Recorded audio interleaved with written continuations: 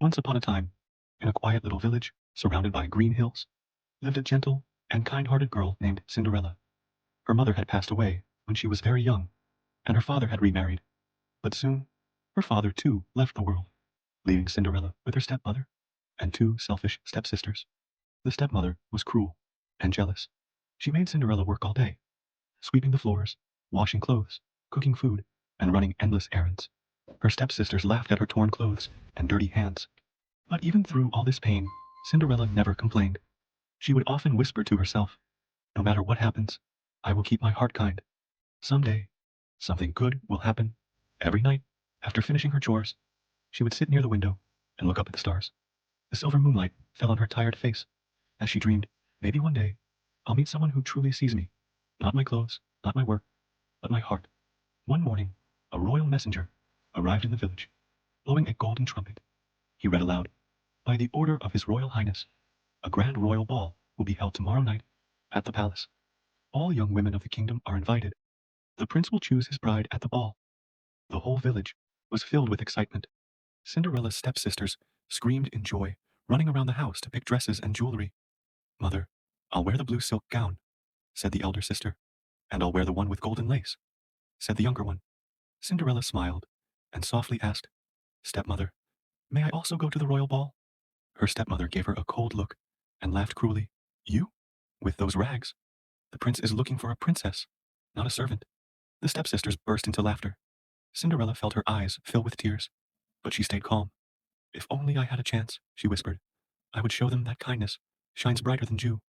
That night, when everyone had left for the palace, Cinderella sat alone in the garden, crying softly. The cold breeze touched her face, and suddenly a soft golden light surrounded her.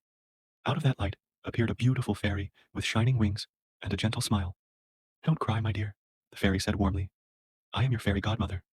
You have been kind, even when life was cruel. Tonight, you shall go to the ball." Cinderella looked up in disbelief. "But I have no dress, no shoes, no carriage." The fairy raised her wand and said, "Then we shall create them." She touched a pumpkin nearby. It turned into a golden carriage. She waved her wand again. 4 little mice became elegant white horses.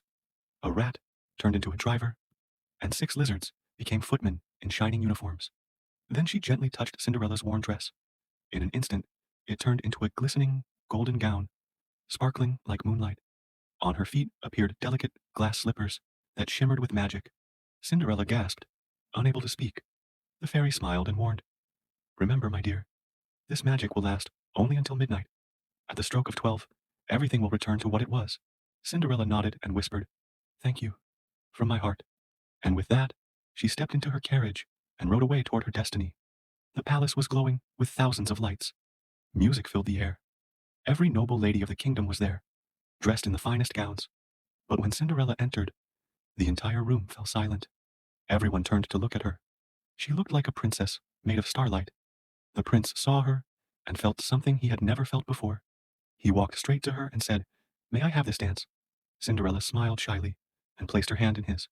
The music began, and they danced, gracefully, beautifully, as if time itself had stopped to watch them. For the first time in her life, Cinderella felt seen, felt loved. The prince couldn't take his eyes off her. He asked, "Who are you?"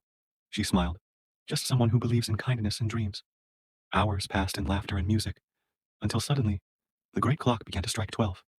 "Oh no!" Cinderella gasped. She pulled away and ran down the palace stairs. "Wait, I don't even know your name," the prince called after her. But she was gone,